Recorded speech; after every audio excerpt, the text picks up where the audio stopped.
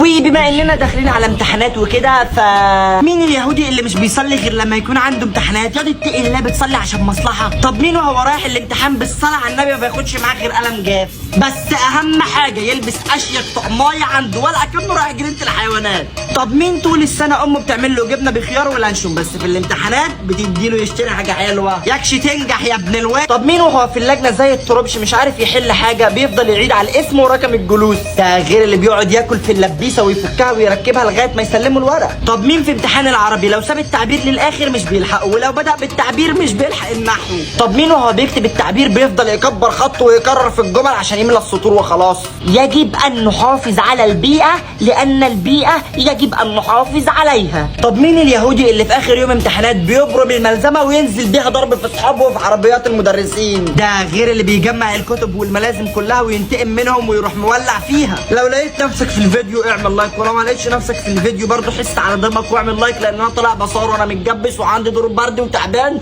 وحاجه لله يا اخواتي.